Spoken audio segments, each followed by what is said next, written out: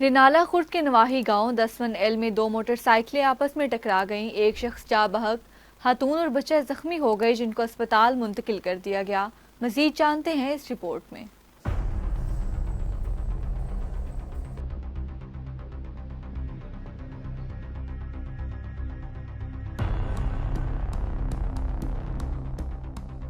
रिनाला खुर्द नवाही गांव 10 में दो मोटरसाइकिल आपस में टकरा गए। हादसा में मोटरसाइकिल पर सवार शख्स जान बहक हो गया, जबकि खातून और बच्चा जख्मी हो गए। रेस्क्यू टीम ने जख्मियों को इब्तदाई तिब्बी इमदाद फराहम करते हुए RHC रिनाला खुर्द मुंतकिल कर दिया। जरूरी कार्रवाई करने के बाद नाश को RHC रिनाला खुर्द अस्पताल मुंतकिल कर दिया। जब बहक होने वाले शख्स की शनाख्त मुराद राव वकार अहमद वल्दे अफसर अली के नाम से हुई, जो नवाही गाँव 15 1L का रिहायशी था।